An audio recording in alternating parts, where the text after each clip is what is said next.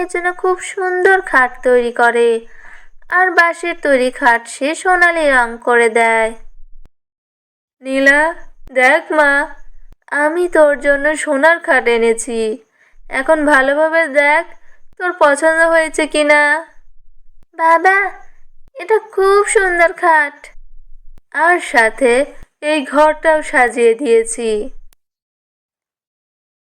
বাবা, এটা খুব সুন্দর খাট, আমার অনেক পছন্দ হয়েছে। আমি আমার প্রতিটা বন্ধুকে এই খাটে এনে দেখাবো, আর গর্ব করে বলবো আমার বাবা কোনো অংশে কম নয়। তবে আমার মেয়েটা আজকে সোনার খাটে ঘুমাবে, তাই না মা? আজই আমায় চলে যেতে হবে শহরে কাঠের কাজ করতে। তুই সাবধানে থাকিস, আমি 3 দিন পর ফিরে আসব, কেমন? এরপর মোহর 3 দিনের জন্য শহরে চলে যায়, আর নীলা বাড়িতে একা থাকে। তখনই একটি পাখি উড়তে উড়তে নীলার হাতের উপর এসে বসে। পাখিটা অনেক আহত ছিল।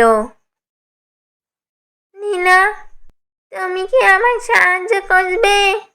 আমার খুব ঠান্ডা লাগছে। আরে, কি অবাক কাণ্ড!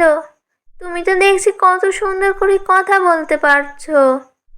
ভালোই হলো, বাবা চলে যাওয়ার পর আমার খুব একা লাগছিল। এই কয়েকটা দিন তুমি আমার সাথে থাকো, তোমার কোনো কষ্ট হবে না।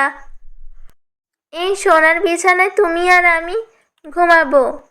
আমার বাবা বানিয়ে দেওয়ায় সোনার বিছানা, এতে তোমার একটু ঠান্ডা লাগবে না।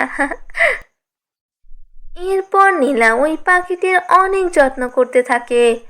2 দিন পর পাখিটি নীলাকে বলে, নীলা, এখন আমি সুস্থ বোধ করছি, তোমাকে অনেক ধন্যবাদ। আমার যাওয়ার সময় হয়েছে, আমি চললাম। তুমি সাবধানে থেকো, কেমন? কালকে আমার বাবা আসবে, আর আজকেই তুমি চলে যাচ্ছ? একটা দিন থাকতো। না বন্ধু, আমার থাকলে চলবে না, আমায় ফিরতেই হবে যে। এরপর পাখিটি চলে যায়। পরের দিন মোহন শহর থেকে কাজ শেষ করে বাড়িতে আসে। তখন প্রদীপ ও মোহনের সাথে দেখা করতে আসে। আমি তো বলেছিলাম রং করে দিতে, তুই এত টাকা কোথা থেকে পেলি? কোনো গুপ্তধন পেয়েছিস নাকি রে? আসতে বল বন্ধু, পাশের ঘরে আমার মেয়ে রয়েছে, ও শুনলে খুব কষ্ট পাবে। এটা আসলেই রং করা, ভেতরে তো শুধুমাত্র বাঁশ ছাড়া আর কিছুই নেই। আমাকে তুই স্বর্ণ চেনাতে আসিস না, এটা আসল স্বর্ণ, তাও আবার খাঁটি স্বর্ণ, ভালো করে দেখ। আরে, সত্যিই তো, এটা তো সোনারই খাট। এটা কিভাবে সম্ভব? কি এমন আশ্চর্য ঘটলো?